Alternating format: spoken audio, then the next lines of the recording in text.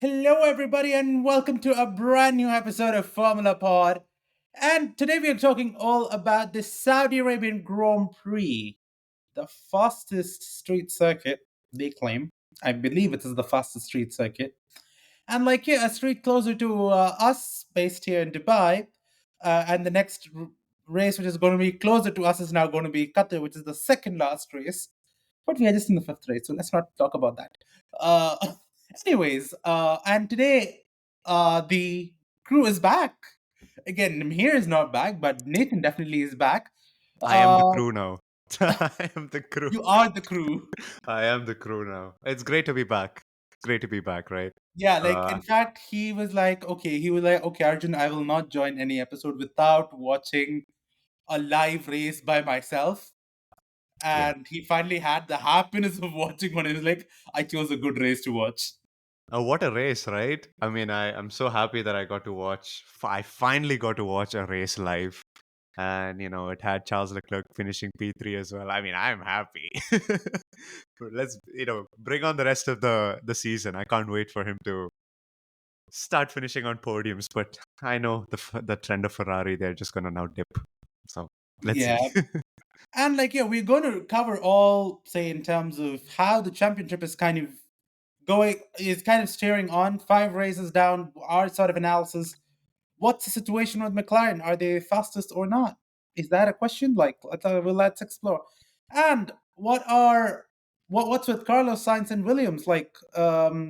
Have they finally nailed their formula right? And the most unwanted record. This is something we have too much to talk about and a worrying trend we see in Formula One racing. Well, and that's all on today's episode, and let's kick this off.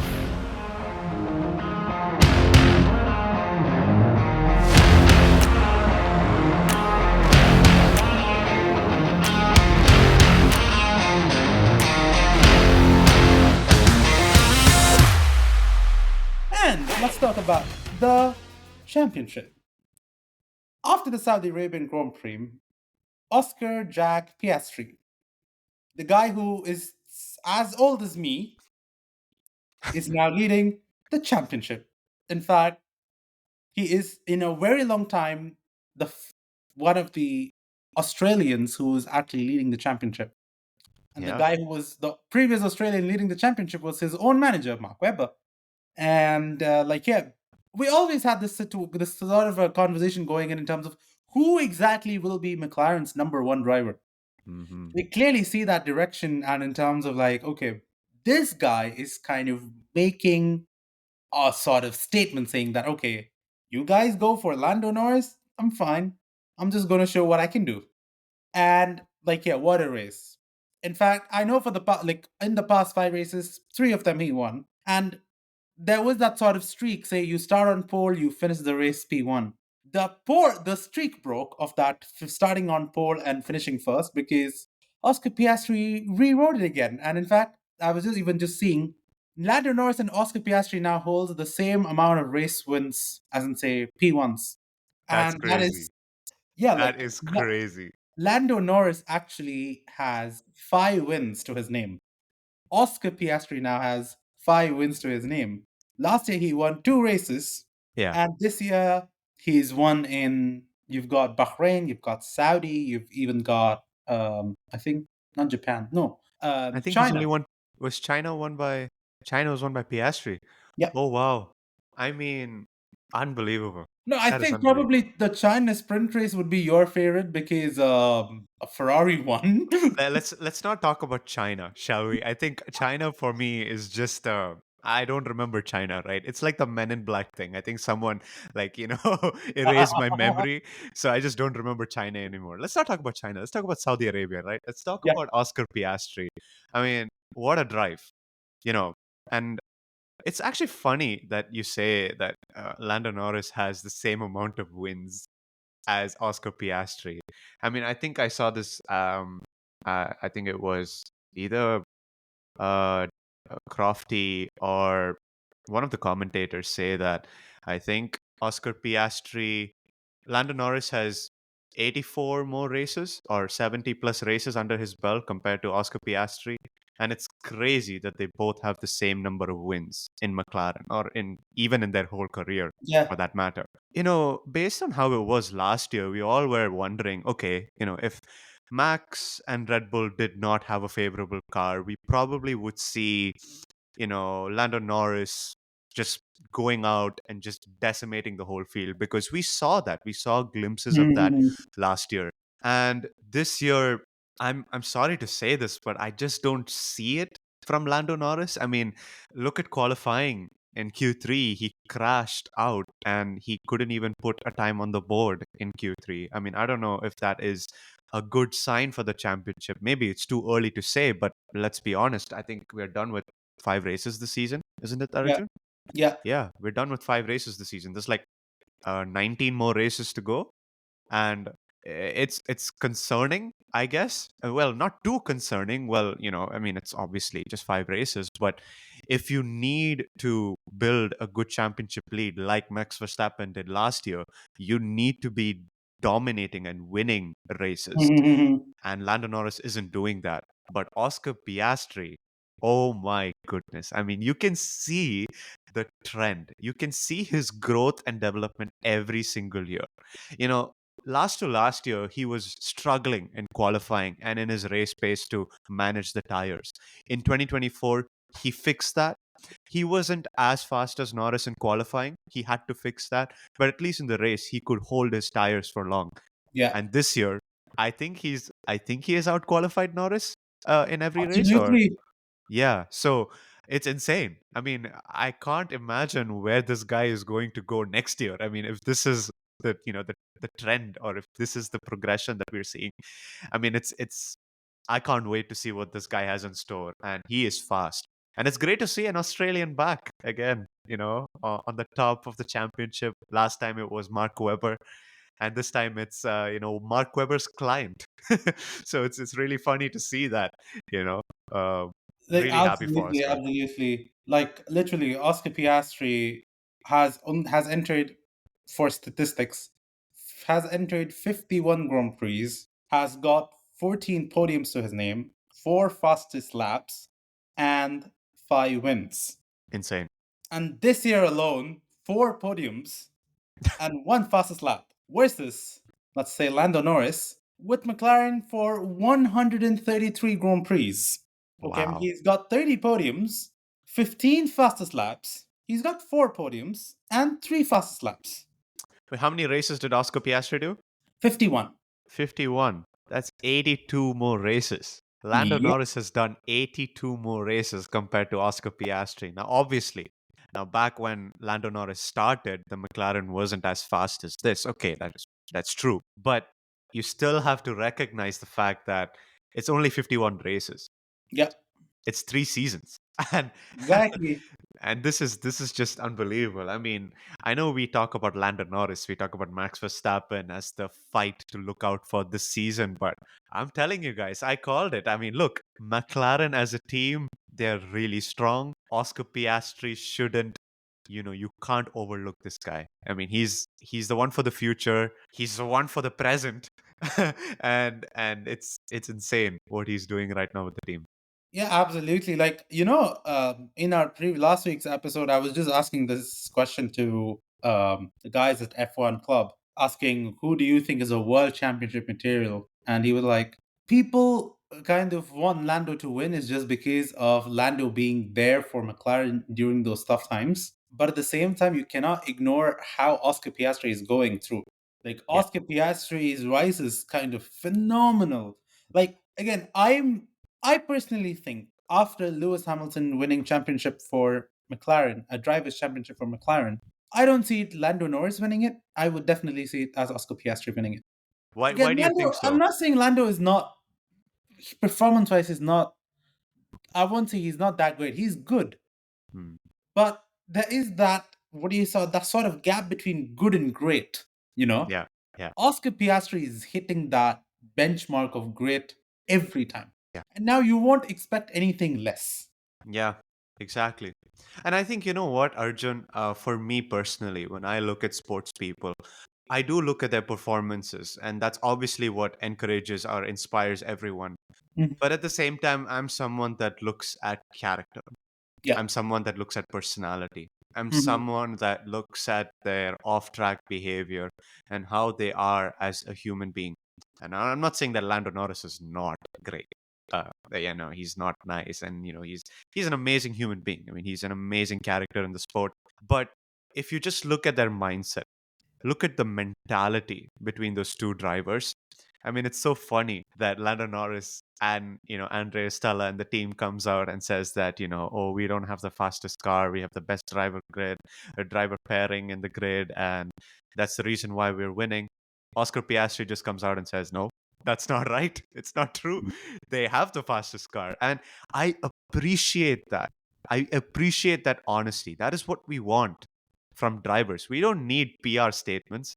We don't need, just statements made by, some person who's working at McLaren saying, okay, let's downplay ourselves so that we can Mhm. be the good winners. Let's be real here. Oscar Piastri is just being realistic, and he's right, because if you need to win in Formula One, you need a good car, and Yeah. McLaren do have a good car, and he's right. I don't see the need to downplay, yourself, because if you have the car, you should be able to be happy with it, and you should be able to tell everyone that, yeah, you have the good car. When you're saying this, I'm just remembering the only guy on the grid I remember who was this transparent. Like, can you give like a very random guess who that would be? I mean, the most transparent guy that I know who will talk about his car is Fernando Alonso. It's as simple as that. In a Yeah, bad but again, sense. like again, Fernando Alonso went publicly on Honda engines and called them GP2 engines. But I was thinking about Kimi Raikkonen. I mean, the guy couldn't even say anything. To be fair, he didn't even want to talk to the press at some point. I feel like Raikkonen was just that one word guy. Yeah, He's like, okay. yeah. I mean, he kind of suits him, doesn't he? And you can see Like, that's you why can he's see got the the nickname Iceman. Like, there is a yeah, reason for it. But yeah, like, yeah, this is some phenomenal thing. Like, again, Max Verstappen. I don't know what's going on in that house. That house is kind of having its own set of struggles coming up, and there is the clause on Max Verstappen's contract that if he drops himself below P3 on the Drivers' Championship, an exit clause opens up. right. And the gap between P3 and P4 is roughly about 14 points. Wow. And P4 is George Russell. Yeah, And and I'm because not Max surprised. is at 87, George is at 73. Yeah, I mean, I'm not surprised by that, and it's kind of interesting that it's very close, and I hope it continues that way, because this Like, yeah, season, because first P1 to P4 is very, very close. Like, say, it's under 20 points gap. Say, with Oscar Piastri to Lando Norris is just 10 points. Lando Norris to Max Verstappen is just 2 points, and you've got Verstappen to Russell, 14 points. After that, Charles Leclerc is in a distant 47 points. That's a good, say, roughly about 24 points, if I'm not wrong. yeah, 24, 34. Again, I don't know the math. mm, Anyways, because then 5, 6, 7, 8 has its own set of battle. yeah, Like, that's Charles Leclerc, Kimi Antonelli, Lewis Hamilton, and Alexander Albon. They've got their own set of battle which is going on. But it's like you've like what do you call the group of four? It's now split into, yeah, and from a constructors and like again significant with McLaren, 188 points, followed by Mercedes, 111 points. The manufacturer and the constructor are going head to head at this rate, yeah. which is good for as an ex Mercedes fan. This is amazing. This is Would you call yourself ex Mercedes and still be happy? You're still a Mercedes fan, though, aren't you? I am still a Mercedes fan. I still again. I still haven't bought the Adidas Mercedes merch. Like, please Adidas, if you got the chance, feel I'm free to also drop us one package. I'm also a Mercedes fan, as you can see. Yeah. But again, we'll come to that. Like today, interestingly, Nathan has worn his jersey from Williams, which we both got when we met Franco Colapinto last year. And I Yeah. was like, the first question I asked him when he joined, like, because we do our recording virtually, I'm like, bro, why are you wearing this signed merch? Hey, hey, hey, hey, hey, hey, hey. Look, I love this team. I love James Wells. If he tells me to do something, I'll do it. If he tells me to wear the merch, I'll do it. Okay? Look, I love Ferrari, but Williams is a team to watch. Okay? And what a race this Absolutely. what a race this season. Absolutely. What a race they had this in Saudi. Like, this is the performance was like magnificent performance, I would say. Like the ultimate team game I kind of saw, where Carlos was giving DRS to Alex just so that he can kind of defend off Isaac Hadger to kind of overtake the positions. And I was like, what on earth is happening? What on Yeah. earth? Yeah. I mean, it's what James said. They both are, proven race winners, or, even proven fast drivers in Formula 1. And that's something that they have been missing, Williams. If you think about it, they've never had a good driver pairing ever. It's always been one good driver And and another messy one. another messy one. I mean, I would even call that messy one. Another hopeless one. yeah, you could say that as well. I Because mean, let's say our bestie, our American bestie Logan Sargent and Nicholas Latifi were pure messes, absolutely. I Versus mean, you had George Russell, really good driver, right now yeah. does well for Mercedes. You had Alex Albon, he's still in the team, which is amazing. But insane. Like, you look at the trajectory of Williams. In 2014, after 5 races, they had 65 points. In 2016, Yeah. 2016, 2017, 18, 2018, 4, 2019, 2020, 2021, 0, 2022, 3 points, 2023, 1 point, 2024 again, 0, 2025, 25 points after 20 5 races. after 5 races. Right. Yeah. Yeah. So trajectory wise, when you're seeing the zeros, the fours, the threes, and then all of a sudden you see that spike of 25, Yeah. is just magnificent. It's great. I mean, I'm so happy for them. And, they were in a position where they were one of the fastest teams in Formula One, and they were, challenging themselves to be, fighting for the top. And Like, it's the car getting came there. alive. It's The getting car is there. now coming alive. Yeah. Like, Yeah. it's like I'm now feeling a lot scared that next year onwards we will start keeping expectations for Williams to be that, Yeah. okay, that is the team to perform. And Like I won't be surprised if they do. the midfield is now headed by Williams. It's Williams, Haas, Aston Martin, Racing Bulls, Alpine, Sauber. Yeah. Yeah, it's what do you call it? Yeah, just 5 points apart from Williams and Haas are just 5 points apart, but on the championship. Yeah. Let's talk about the teamwork, because that is something that I'm just so happy to see. Because look, Carlos Sainz, whichever team he goes to, he's always the team player, right? I've never seen a selfish version of Carlos Sainz Like, ever. he doesn't try to be that alpha driver, Yeah, I mean but, the for him to driving, get that wins, he will correct. certainly do what he does. His driving does the talking. He doesn't need to do anything else. Like, even when he was in Ferrari, there were races where he dominated as well. Yeah, But yeah. he didn't have to mention, or he didn't have to explicitly state that, he is someone that Ferrari should consider as a lead driver. He just played the team game, and that's something that I really like about Carlos Sainz. He's an amazing team player. And Alex Albon as well. I mean, what a nice guy to have in a team. Both those people in one team is a very, very spicy combination. And I cannot wait if Williams keep developing their car this season. I don't know. I we may see a podium. I'm not saying anything, but if races get spicy, Again, let's see. Fingers crossed. If things happen, it happens for the great, for good. If exactly. it happens, please call us for the Abu Dhabi one. We would love to be there, and kind of get some nice selfies with everyone. Please, Yeah. Yeah, we'll wear exactly. the merch. Don't worry, we've got the merch. We're covered. But I like not even the drivers. We need to give credit to James Walls himself, and he's an excellent strategist. More than a team principal, he's an excellent strategist. That guy know can. process data like no other and kind of get his way out of it. He showed that very well with Mercedes with 8 championships to the Yeah. belt. And now with Williams, he's doing what he's doing, what he can do. Yeah. And he's a no bullshits guy. He's like, okay, I don't care. This needs to happen. He's a wonderful character as well. I mean, if you see, the posts that he puts up on Instagram after every race, it's you just have to just watch. I have no words. I'm not going to say anything more. You just have to watch it. You'll just literally listen to every word that he says. I mean, Exactly. it's just And I poetry. feel, it's just that, again, Williams as a team, they know they don't have anything to lose. Yeah. Okay. So they're like, okay, let's kind of make the best out of all and kind of work things out.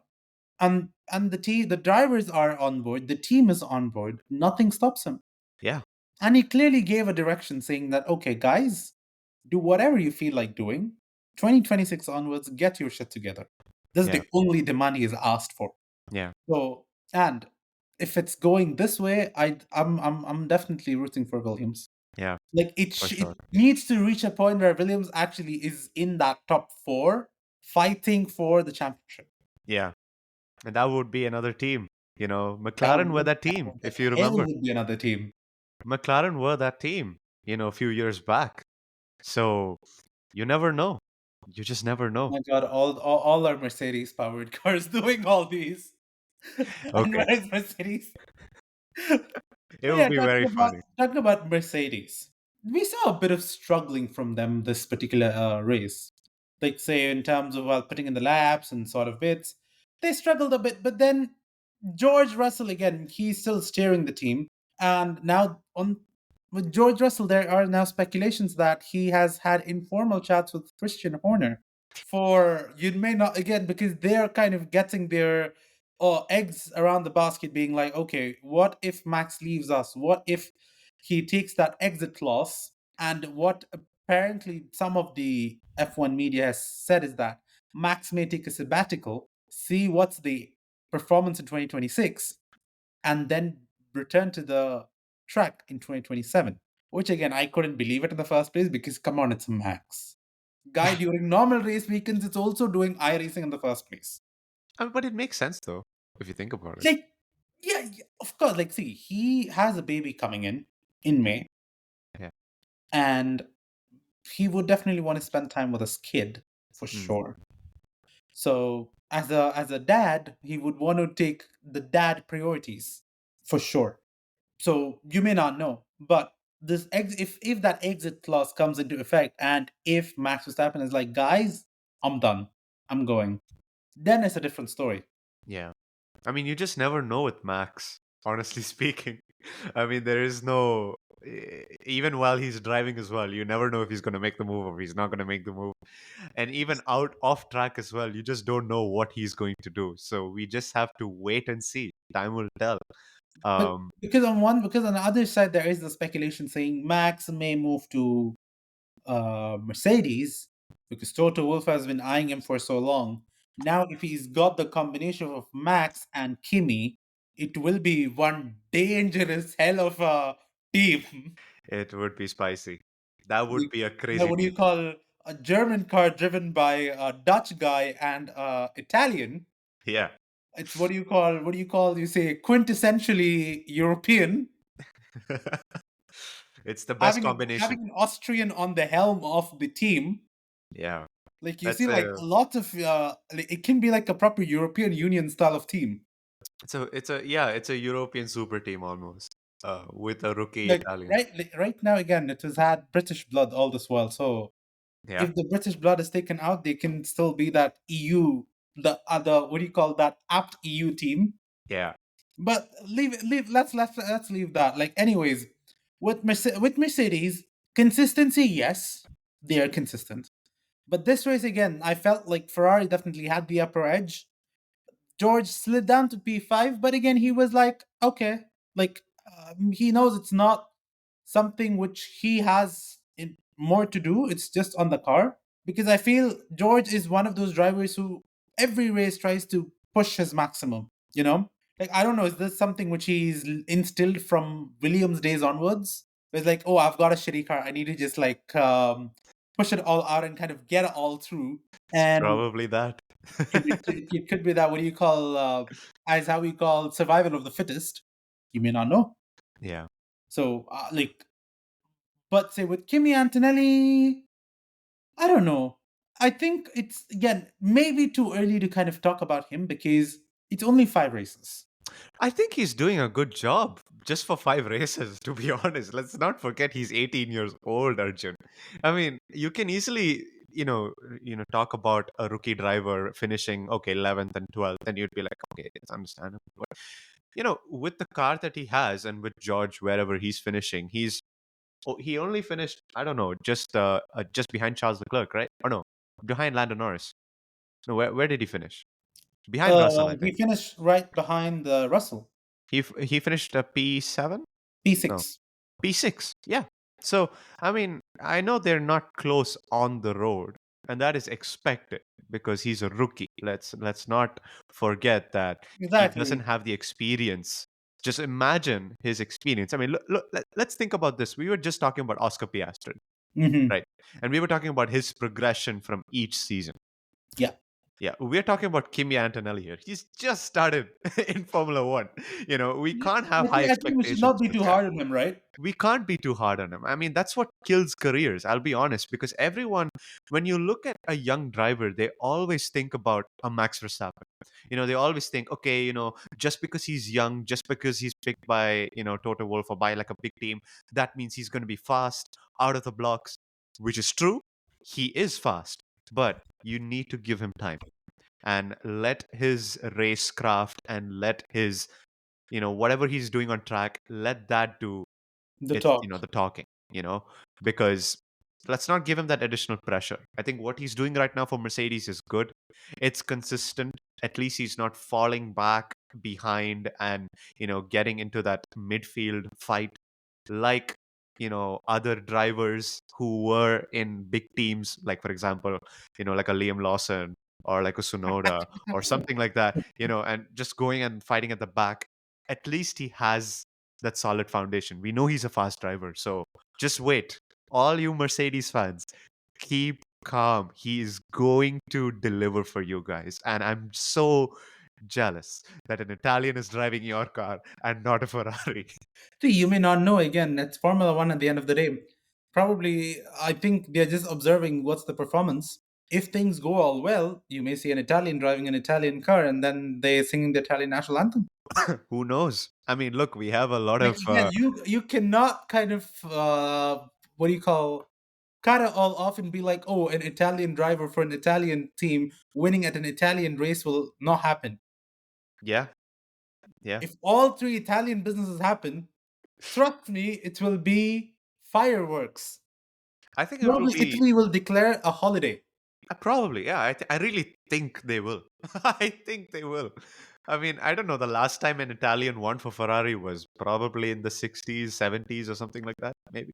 I don't even know if that even happened in the first place. No, no. Italians have won for Ferrari. I know that. Okay, Uh, let's Google this right away. I'm sure. I'm sure Ascari was Italian. So, Yeah, Ascari still today is the only Italian driver who has ever won two Formula One titles behind the wheel of a Ferrari. As per Ferrari's, yeah, interesting. yeah. So it's only Ascari then. Huh. Okay. I thought that would be more, but never mind. Again, I Probably. never thought of Ascari for a second. I was like, okay, who's he talking about? What? Yeah. Because Well. because technically you are sort of like the Sebastian Vettel equivalent among us in terms of knowing names. Yeah. Sometimes I can get them wrong, and sometimes I don't even remember names for those people who do know me. I I'll do tell you get. this: among Italian drivers, only 43 wins have happened, Ah. Wow. Okay. and 207 podiums, and 48 pole positions, and 52 fastest laps. Hmm.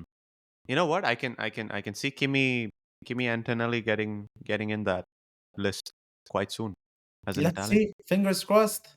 He has already under his belt one fastest lap from Japan.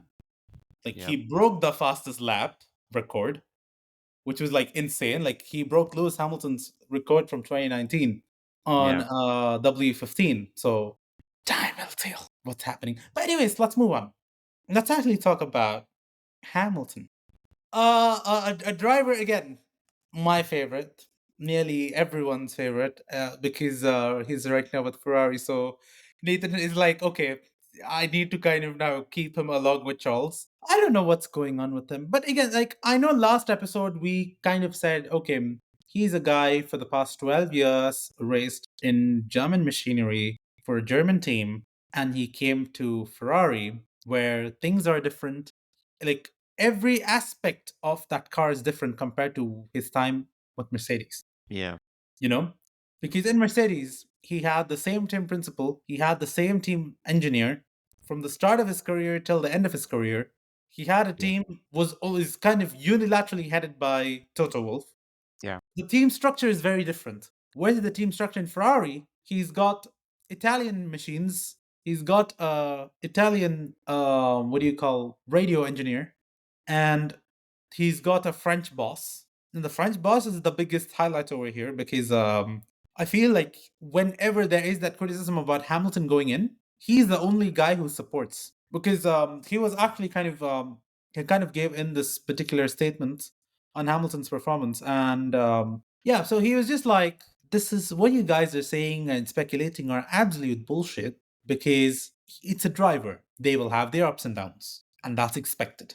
And which makes sense because say people who idolize Lando Norris, Oscar Piastri, these people all had their downs. Hamilton is going through that downs which he had, and which makes it even worse that he's in a brand new team. He's still understanding, he's still learning what the team is. He's adjusting. Give it time. Stop speculating. I said this in the last episode. I'm still saying this is more like I feel like how we discussed last season Checo Perez in every episode. I don't want to go and say this every single episode.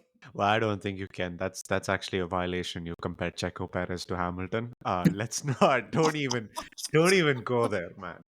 I mean, at least this guy is finishing in the points. Okay, let's let's be real here. But Well, I mean, it's look. I mean, this is obviously going to happen. People are going to talk about Hamilton, right? Let's be honest. He's a seven-time world champion. You know, driving for Ferrari. It's like kind of like a weird, not a weird. I mean, it's already happened, but it was crazy enough last year when that move was announced. That Hamilton, such a decorated driver in Formula One, is moving to one of the most successful teams in Formula One. Actually, the most successful team, not the one of the most, the most successful team in Formula One. I like how you fact checked it like straight off. No, hey, hey, hey! I might be wearing a Williams jersey, but I'm still red inside. Okay, but look, those talks are bound to happen. I mean, again, like you said, Arjun, he's just joined a new team. And honestly, he has worked with Fred before, obviously, and this was back at GP2. And now maybe that's one of the reasons, or one of the factors why he decided to join Ferrari. Let's be honest, because I mean, look at Fred's character. I mean, he's such a nice person to be around with. He's such a bubbly character. I mean, you see his And he was videos. also a no bullshit guy. Yeah, exactly. I mean, even if he jokes around with his drivers, he's very firm Like and he's like very he real. defends his drivers by his life. Exactly. And that's what a good leader does. I mean, that's incredible, right? To have someone like Fred Vasseur in your side and in your corner. So, Hamilton, all that he has to do, again, I think, is you know, just relax. I mean, it was going to be difficult. It was always going to be difficult moving from a team that you've spent like 10 plus years in to a team where the fans do demand a lot from you, especially if you are a world champion. Let's not forget Sebastian Vettel in the Ferrari as well. I mean, although the car at that point of time was a really good car and he was delivering, that's not the case as of now. And it's very easy for us to compare Charles and Lewis, but let's be honest, Charles has been in the team longer than Lewis has been. And I assure you, if Lewis was in the team for as long as Charles was in Ferrari, I think it would be neck and neck. Maybe some of them would even say Hamilton might edge out and, have more And when wins. Carlos joined Ferrari, it's not that Carlos was giving flying colors. Exactly. He ensured that okay, he was within the points. Yeah. He didn't kind of give those massive, massive wins. Yeah. And come on, like you had won the very first sprint race of the season. Okay. So it's not that he doesn't have the fire inside him. Look, I am going to mention one more thing, and this might be a bit controversial, but let's not forget that, he's not like this young and upcoming driver anymore. He Yeah, he's the is second oldest. Like, correct. okay, let's compare apples to apples itself. Fernando Alonso versus Hamilton. When Aston Martin poached a full set of technical people from Red Bull and built that sort of monstrosity of a car, and kind of what do you call Fernando managed to get all the wins. Sorry, didn't win, but managed to consistently stay on the podium and kind of elevate the team status. You Yeah. know, but then that also came to a stop eventually because naturally all teams started catching up and kind of going in. There, the good part was that they had a full set of technicians who worked on a championship winning car, as in the previous championship winning car. I don't know next year how it's going to be because next year regulations change. The entire car changes. It's less fuel, more electrical power. Everything changes around, and you may not know in terms of like what is to be expected. We know Yeah. what's the engine regulations and stuff. That's it. And I can't even believe I'm talking this in 5 races when clearly we have 19 more races to go. As I said, as we said in the previous episode, and I'm saying it now, give that guy some time. Like, I'm not saying give him like 1 or 2 races. Give him at least time till the summer season ends. Once the as we kind of edge towards say like what do you call like Spa, because Spa is kind of the last race before we go for holidays. Until then, let's give him some time. Once that's done, all cool. No, not Spa. This time it's Hungary. Hungary is Yeah. the last race of the summer schedule. So, Yeah. I and think you Hungary, should. Hamilton is like he rules Hungary. Yeah. So you may not know, but Nathan is giving like a very, very. Do I need to be happy about it? Do I not have to be happy about it? No, I'm being realistic. I think if you're saying Hungary, I'm telling you I think we should just give him the season because um it's his first season. I mean, you guys, it's very hard, an environment change for a driver of his stature. I'm not saying that he can't get used to another team. Obviously he has experience, but only in one team. He's won literally everything with Mercedes, almost everything with Mercedes. So, you know even when he had that shift from McLaren to Mercedes, he did need a year, Yeah, right? He did need a year. So only time will tell. And we should just give him the season and let's see what happens. absolutely. And I feel like we have spoken way too much about Hamilton. Let's move down to Suzuki Tsunoda. He came into the team on a triple header: Japan, Bahrain, Saudi Arabia. You evaluate, say, compared to Liam Lawson, a lot better. He's qualified in P10. He had like a small crash. That's kind of expected. Like Max Verstappen also had a small crash in Saudi Arabia a long time back. But I feel like again he's done justice to that team and to the car. Like in this past races, I know the third race again was very unfortunate. He and Pierre Gasly kind of crashing on, and that's sort of like a crash I can never ever expect because both are that good as a friends. I'm pretty sure he did not crash on No, it purpose. was not. I'm very sure it's not crashed by purpose. Yeah. Again, it's a racing incident at the end of the day. Yeah. It's not that it's done by purpose. Again, it's Alpine. They are struggling for points, It's a street track as well. Let's not and forget yeah, it's that. a very tight track. As a matter of Yeah. fact, you Exactly. got And lap again. one incidents are very I common. actually kind of just want to clarify. Jeddah circuit. It's actually a purpose-built circuit, and why they call street circuit, God knows. Well, I guess the only street component is the fact that it's very narrow and they're I just know. that's it, right? I mean, let's just call it a street track at this point. I feel like, at some point Saudi And, will. and it's sort of compared with Monza in terms of speed, when Monza is clearly a purpose built track. Yeah. And then you call this Jeddah track a street track, which actually is like, what do you mean? I'm pretty sure they call it street because I mean, I don't know. I don't live in Jeddah. Maybe someone who does live in Jeddah would let me know if they are allowed to, I don't know, stroll around the track and just walk around, drive a bicycle through it or something like that. I mean, No, if actually, that's Yas Marina allows you to do that, Yas does but that. it's So still they not probably a street track yeah, in but I school. purpose behind. Probably they do it in Jeddah. I mean, I don't know, but they should maybe. It's a But good way anyways, to. coming back to Yuki Tsunoda, we deflect like a lot. What do you got? What do you think about that? The past three races performance is kind of brought in. I think that his performance speaks for himself, and it basically just raises this large banner saying that Red Bull, you messed up, and they did.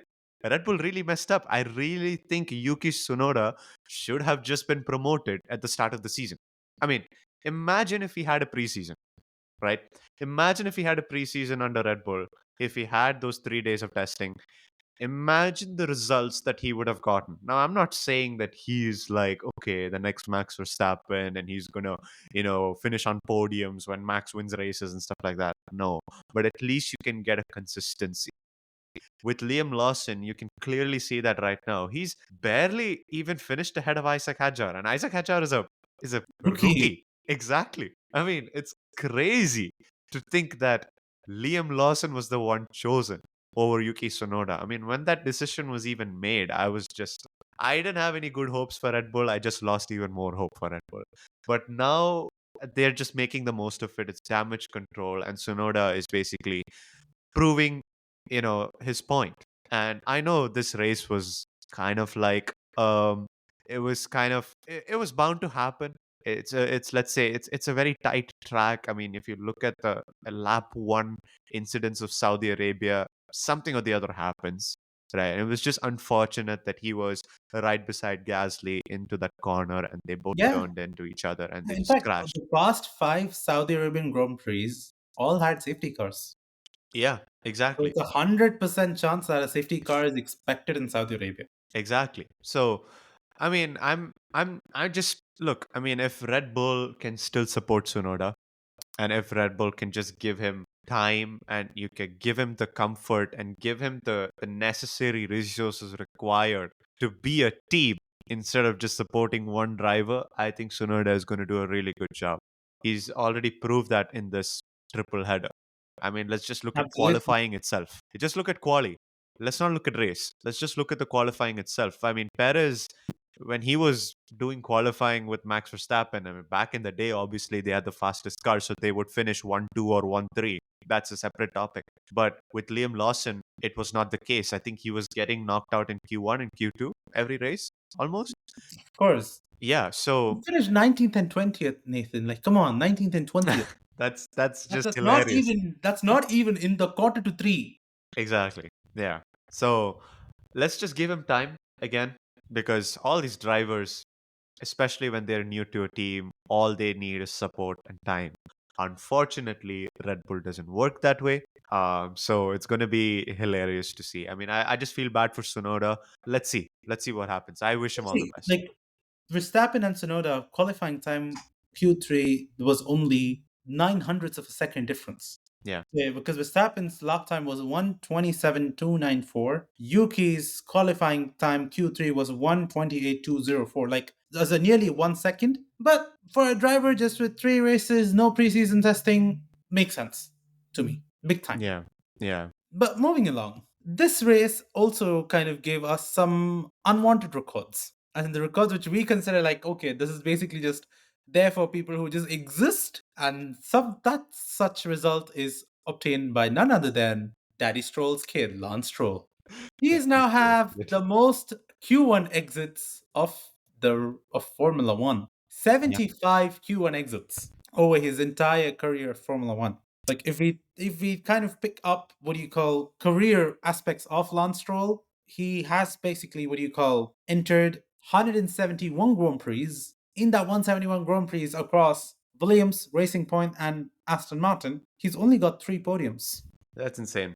I mean, I don't know what to And say. this guy, when you compare him with Fernando Alonso, which should never ever be done, but some media did it. Fernando Alonso's Q1 exits are 47, roughly about 30 more Q1 exits. That equates to nearly a full season. Yeah, I mean, I'm not gonna say anything. I really don't think I should. I feel like if as long as Lawrence Stroll owns a team in Formula One and this guy is still in the grid, that's a record no one's going to touch. I'm just gonna give you a just Just it's a bet. Like I can You can I write and sign and just give it to me. There. exactly. I can like that record is not going to be touched by anyone. I'm telling you. And look, I just don't know, man. And it's look, it's funny because we say all of this, and let's not forget that he is the sole point scorer for Aston Martin this season. Yeah, That's yeah, actually, hilarious. that's true. That's hilarious to say. A little funny things about Lance Stroll, but he's kind of like the team leader now in Aston Martin. So, Like the first two races, like everyone like, oh, Lance Stroll, Mr. Consistent. Third race, P20. look, I told you, I've mentioned this in a podcast before, right? He is very consistent in being inconsistent, and this is what's happened. It's the truth. It's the truth, Arjun. He's very consistent in being inconsistent. So I'm not surprised at this point. I mean, I if think now I he have like the episode title. Very consistent in being inconsistent. I mean, let's not make this all about Stroll, shall we? I mean, Piastri had a really good race, right? But look, it's just, and I don't think this record is ever going to be touched. I'll be honest. And if that's one record that he's going to hold, so be it. I feel like that's not something that he should be proud of. But with Stroll, I don't know. I don't think he. I kind of lost hope. I mean, at some point in time, he was this growing young driver that okay, maybe he did have the backing of his father, but there was some glimpses of some speed, and maybe we would have seen it. Now I don't know if we will, if we ever will. So yeah, Well, he actually surpassed Kevin Magnussen. Kevin Magnussen actually held the record for it of yeah. 74 Q1 exits. He surpassed it. And when Lance Stroll was asked, Lance Stroll said, just give McLaren drivers a Sauber car. They will realize where I'm at. Yeah, I'm sorry. I don't know.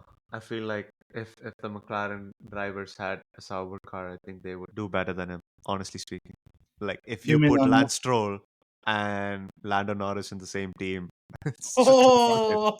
There's no contest. I'm sorry. Like I'm pretty sure Lando Norris would be the first to finish in the points. You know, But compared to anyways, Lando. based on some data provided by F1 Stats Guru, the most amount of driver Q1 exits in Formula One history, Lance Stroll 75, Kevin Magnussen 74, Marcus Ericsson 70, Timo Glock 59, Nicholas Latifi 55. Oh, that's funny. It's been a while And the since I've guy is heard compared Marcus with Ericsson. Nicholas Latifi. Bro, get your act together, please. Yeah, I mean it's funny that two Canadians are there in the top five. Yeah. Let's not talk about the country. Country is great. We know we love Canada, but like yeah, whatever. Anyways, moving on. Within the rookies, I know when we started this season, I actually asked which is a rookie you feel like is that what do you call the watch so a rookie to be watched out. The one to watch. And and we kind of all agreed after we normally do this probably after 3 or 4 races, but people weren't around, so by the fifth race I'm asking you, according to you, which is that rookie who is the real deal and why? Oof. It's so hard to say. And the reason why is look at the amount of rookies that we have this season. I mean, Five it's weird. rookies. Yeah, it's weird that Liam Lawson is still considered a rookie. But okay, He's an let's illegal rookie, bro. let's put him in. Okay, it's fine. Let's put him in. It's okay. Okay. Let's not leave him alone, shall we? Let's include him into this group. You have Kimi Antonelli. You have Ollie Behrman. You have Isaac Hadjar. You have um, Gabriel Bortoleto. Gabriel Bortoleto, Liam Jack Lawson, Doohan. and Jack Doohan. Right? You have these six drivers. Now, if you asked me at the start of the season which rookie that I would be really, I would be looking forward to the most, I would have said Kimi Antonelli just purely because, he's in a Mercedes. He's 18 years old. And Toto so Wolff much has said hype. Toto Wolff has just hyped him up for no reason whatsoever. And if you had asked me about another rookie that you might not expect a lot from, I will tell you right now, Arjun, it would be Isaac Hadja. But at this moment of time, he is proving me wrong, Isaac Hadja. And it's crazy to see how insane and how fast he is. Let's not forget that this was the guy that led most of the Formula 2 championship last year. Okay. We all remember Gabriel Bortoleto as the Formula 1 champion, as the Formula 2 champion, sorry, of last year. But Isaac Hadjar was mainly leading that championship until the end, where Gabriel Bortoleto overtook that lead and won the championship last year. I didn't have any expectations for Isaac Hadjar, and let's be honest, the Racing Bulls as a team, it's very hard to say if they would even be in the midfield fight. They were struggling a bit last season, even with Yuki Tsunoda and Liam Lawson in the team. But I am so happy to see Isaac Hadjar's performances this year. I mean, let's think about it. The start of the season, he crashes out in the formation lap, and everyone's just like, "Oh, poor guy." He just started off in Formula One, and that had to be his And first all the experience. criticism he ended up getting post that crash. Exactly. Exactly. And a lot of people supported him as well, and rightfully so. You know, that's the thing about rookies. I mean, you can't really expect a lot from them. Like I said, not everyone is a Max Verstappen. They all Oh, need time. They all need time and resources and the kind of motivation and the kind of support that every driver requires. Everyone needs that. And rookies need that even more, you hmm. know. And he's doing his bit right now. I mean, he's beating Liam Lawson left, right, and center. And Liam Lawson has been in that, Red Bull team longer than Isaac Hadjar has been. I mean, he drove the Racing Bull car last year, the V carb. So there's no excuse for Liam Lawson, but Isaac Hadjar is just he's quick, he's fast, and yeah, he's another one to watch. I'm not saying that he's going to be great, he's going to be the fastest driver. Only time will tell. Yeah, I agree with you. Like Isaac had like for first couple of races, I thought, okay, Kimi Antonelli is the real deal, and then I was like, oh, you know what, Ollie Behrman is the real deal. Later on, then I'm like, you know what, this real deal question cannot be sort of answered that easily because there are too much answers. Yeah, yeah, You've got six rookies, and in fact, again, I think the only person who at the moment can be discounted is Gabriel Bortoleto. yeah, true. Again, he's an F2 champion. Yeah, Naturally, all the F2 champions need to kind of deliver something in their Formula One rookie season. that is true. That is And true. this guy is not. He again. I'm not seeing this guy kind of going in and out like insane in terms of positions because again, I don't know. Might have got like a very bad car, but Nico Hulkenberg on the other side is doing his absolute best. I think probably all those years at Haas when he just like drove for Haas, and that kind of helped him quite a lot. But anyhow, keeping all of these things aside, we have a varying trend in Formula One, and that is a one stop race. Most of us know that Japan, a race where we normally say, okay, it's one of the most iconic race circuits in Formula One, turned out to become another Monaco Grand Prix just because of a one stop race. And Japan, the Japan we know normally is filled with climate conditions. A dry race can easily turn into a wet race in a matter of seconds, and that makes the race a lot more exciting. And with the Saudi Arabian Grand Prix, we have expected that one stop to kind of come in. Again, say for example, if that accident between Yuki Tsunoda and Pierre Gasly didn't happen in the first lap, and if it happened a lot later, that would be like a strategic call, and probably everyone would pit under safety car. That would have Mm, made the race even more boring because a safety car pit stop is like it's kind of what you call giving free candies in the first place. But mm. this is a worrying trend which we're seeing one stop races. And Pirelli, as a matter of fact, this particular race specifically chose a much more softer compound tires, but those compounds actually survived the heat of Saudi Arabia. That earlier last week they mentioned they're going to bring a new compound, a C6. Till now we have C0, C1, C2, C3, C4, C5, and a C6 compound. And I know people who have been following Formula One long enough know that there was a time where you had the softs, the ultra softs, and that kind of changed things around it. But right now, Formula One is all about sustainability. So things kind of turned around. But Nathan has got like a very, very surprising take on this. And we were kind of discussing this pre show. And it's like, what if they do it this way? And like, yeah, what's your suggestion? Let's pulls this out that so that Pirelli actually takes a good strategic decision and FOM as well. It was very funny. Like when I started watching Formula One, that was the 2018 season.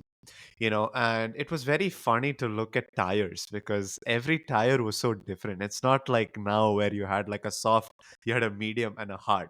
Some weekends the softest tire would actually be a super soft. So you had a super soft, an ultra soft, and a hyper soft tire. I mean, it's crazy how many That's tires they had. next level maglev stuff. Exactly. I mean, the tires that they had back then there were like super hard tires. There were hard tires. There were mediums. There were softs. There were super softs, ultra softs, and hyper softs. Yeah. So it was crazy, like how many versions they had Mm-hmm. of these tires. But if they are bringing these compounds, into Formula One, and they're making new compounds like a C6 or like a C0 or whatever. I really think that, for strategy to be a real deal in Formula One, because we are so limited with the options that we have as a soft tire, a medium tire, and a hard tire, I really think that it would be beneficial if teams brought an additional set of tires. And when I mean by that, I mean an other type of tires. So if, for example, we have, the compounds are C4, C5, and C6, if those are the compounds that are chosen, I really do believe that they should bring in a C3 tire, just in case. And the reason why I say that is then it just brings in more options for teams to basically pick the tire that suits their car. Not only that, suits the track. Not only that, suits the driving style of the driver. Look at the three things. You know, Not every driver drives the same way. You know, Drivers nowadays like an oversteery car. Fernando Alonso likes an understeery car. Now, obviously, the way they use up their tires may be the same, but there will be differences.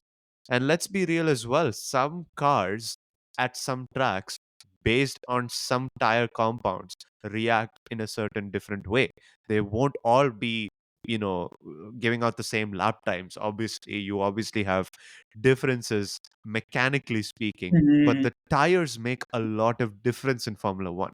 And I feel like if every team had the choice to pick whichever compound they wanted for every single race, and they just did not have to stick with three compounds in one race, I think we would have a strategical showdown, really. I mean, I feel like it could more be F1 could more be a race, or like a championship that's decided on strategy more than it being done on track, if that makes sense.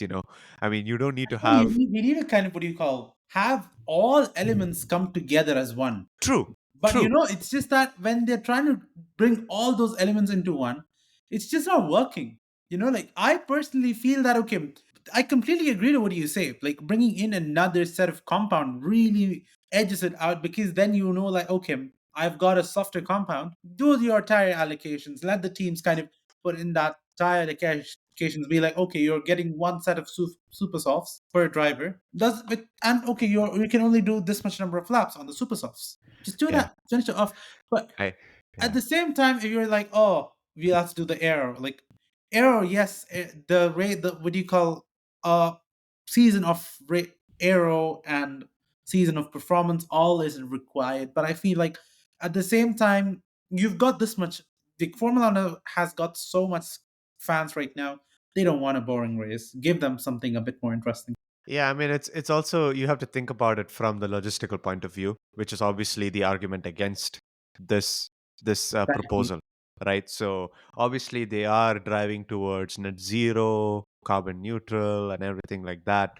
So they're obviously trying to reduce the footprint. So ideally, using less tires is what they want. But then at the same time, you also need to look at it from the fan's perspective. So if you think of a new fan entering the sport, you might be wondering, okay, why is there a soft, then a super soft, then an ultra soft, and a medium and a hard? Like it's like too many tires, too many things to think about, and I think that's one of the reasons why they removed that from Formula One, and they just decided to make it soft, medium, and hard. And the the names change, but the tire compound in itself changes from C1, C2, C3, C4, C5, C6, right?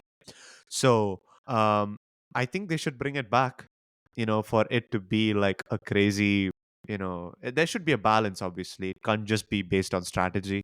It also has to be based on the drivers and how they drive the car as well. But look, I mean, if we need to solve that issue, I feel like maybe this could help. Some nice food for thought.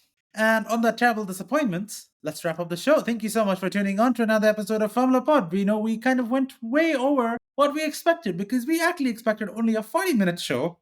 Instead, this has gone more than an hour. And I I feel think this is becoming like a regular right now. So, all our valuable listeners out there, it's not that we don't value time, it's just that we've got too much to talk about the season. yeah, Um, exactly. yeah, and yeah, until next time, like which we will be meeting after the Miami Grand Prix. This week is going to be the next week. We're not going to have an episode as it's a holiday week, which is great for us because we can just kind of relax down along with the drivers and the teams. Teams won't be definitely. Hamilton definitely is not. He's back in Maranello making his getting back on the sim and kind of figuring out what's his setup. We are anyways kind of coming to Miami for the Miami Grand Prix, May 2nd to May 4th. So this week it's a bit of chill down, and then we're back for another set of races: Miami, Emilia Romagna, Monaco, Spain, and it goes on. And yeah, until next time, this is the entire crew from Formula Pod signing off.